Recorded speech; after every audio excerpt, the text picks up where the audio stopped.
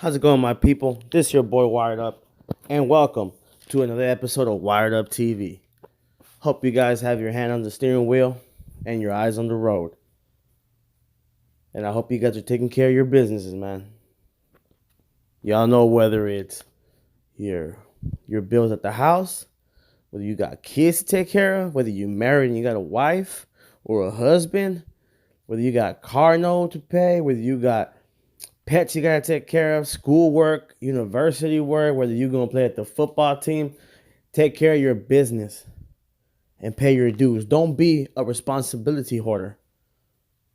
I know you guys don't know what that means, but you know how a hoarder, I'm pretty sure you guys have watched hoarders on the TLC or whatever the channel is.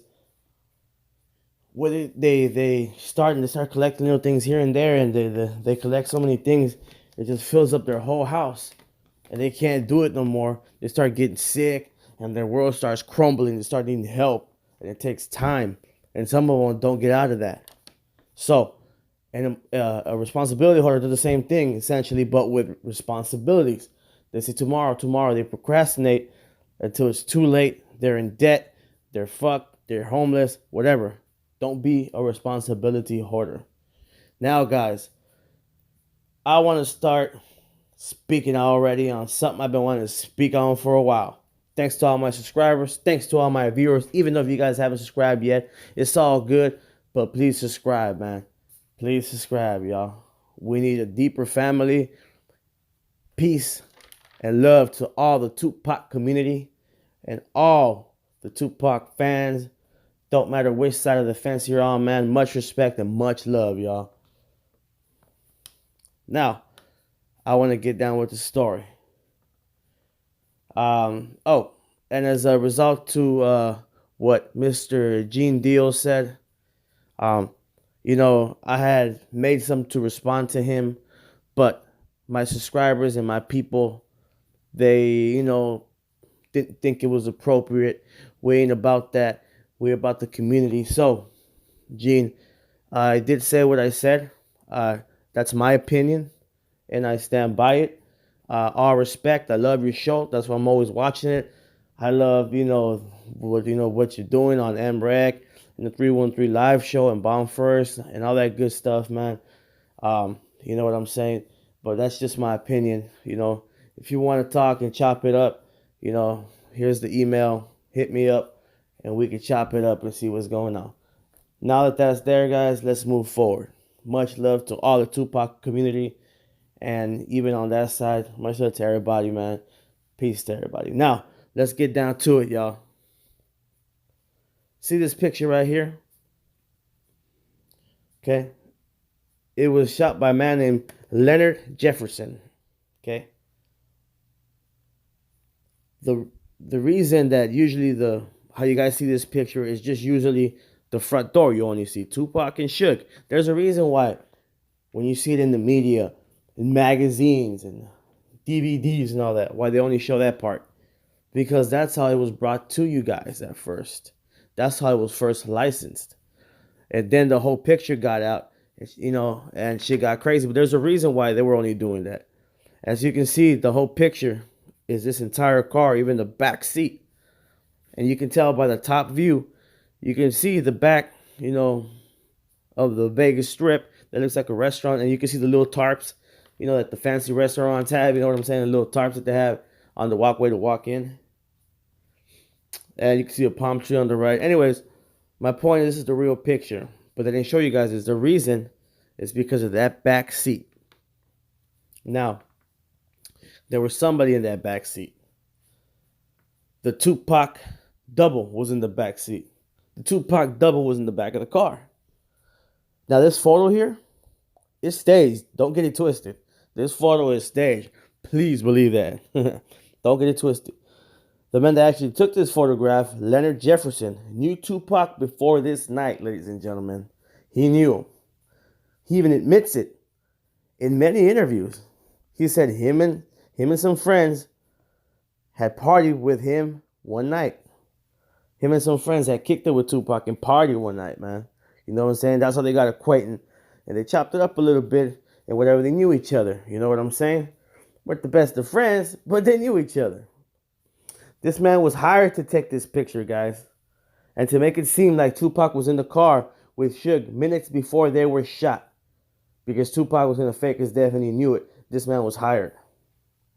But what you didn't know is that Mr. Jefferson mistakenly photographed the Tupac double, because the double's arm and elbow were seen in the photograph. Yep, he mistakenly took a picture. Shit happens, man. Sometimes you plan stuff and it doesn't go according to plan. You know what I'm saying? Yeah, you know what I'm saying? The plan was that before Mr. Jefferson was to pull up and take the picture, the double was to lay down in the back seat out of the way of the camera. But the camera caught a clear glimpse of him. Since Mr. Jefferson and Tupac only had one chance to take the picture and not able to see the actual picture until it was developed, they didn't catch this problem till days later. By then it was too late and Mr. Jefferson had to act fast. Remember, guys, they only had one chance to do this. So, he pulled up, took a picture. Fuck, we fucked up. The double's arm and elbow came out. What the hell are we going to do? You know what I'm saying? They didn't really know what to really do, But then it was too late, He had to act. And he had to act fast, because they only had a couple hours to do it. Tupac knew they were going to try to hit him. So he edited the picture to erase the double. Okay? He edited the picture to erase the double that was laying down in the back seat. Mr. Jefferson worked in Hollywood as a special effects designer and a stunt cars and body double coordinator. So he was a professional at this. He knew how to, make cars explode. He knew how to make cars flip, then explode, or flip, with the doubles. He had a lot of experience with body doubles, stuntman, makeup, special effects designer to make stuff look more real, to erase the cords that they used to pick up the cars when they flip them over and all that good stuff. So he knew how to fake pictures and all that good stuff, guys. He was no rookie at this. He knew what he was doing. There's proof of this. He knew Pac. When he saw Tupac on the strip, he goes, "What's up, Pac?" And Pac recognized him. It took a while, then recognized him, because he knew Tupac. You know what I'm saying? That's his story.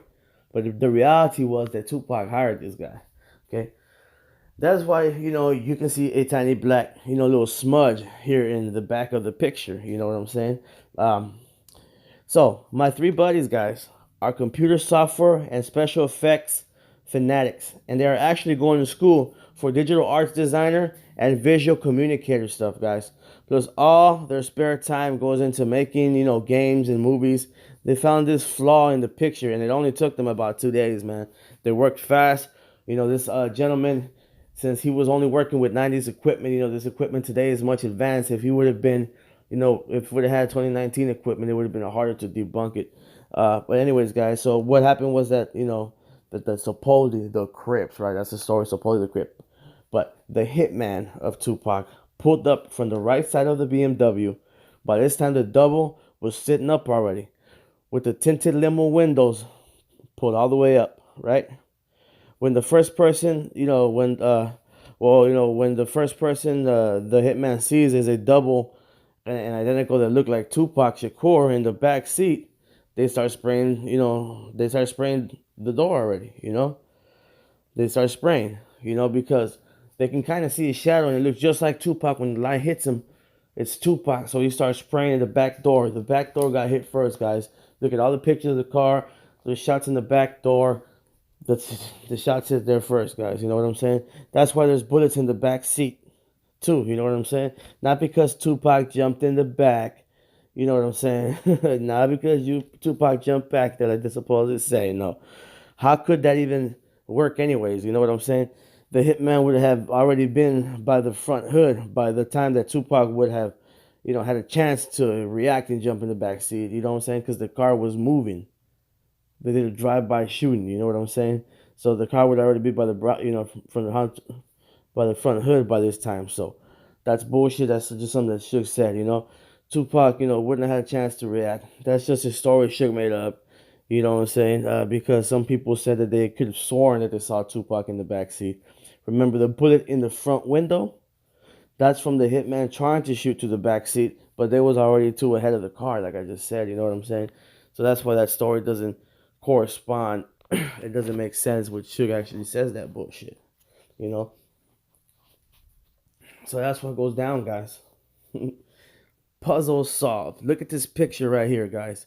You know, this is supposedly from the same night, right?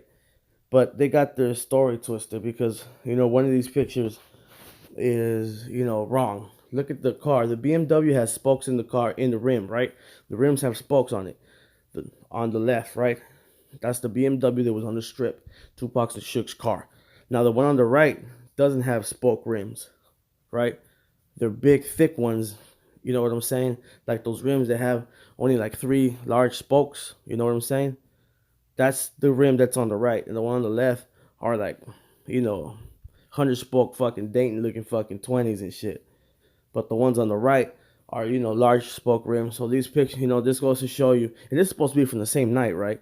That's supposed to be from the crime scene, but this just goes to show you that they're bullshitting and there's so much confusion, there's so much mistakes and so many cracks in the case that Tupac faked his death, dude. He did not die. Look at this picture right here, it shows you. Come on, guys, look at the rims. Right? All the pictures have Dayton's, but the one on the right has those stick spokes. Who the fuck y'all think you're fucking kidding? We're not fucking stupid and we're not fucking blind. They never wanted to solve the fucking case for the simple fact that Tupac Shakur survived, and they knew it. And they knew if they opened their mouth, it was going to cause a frenzy, and then we're not going to be able to find him because he was going to, get the hint and bone the hell out. They knew it. They knew that shit, y'all.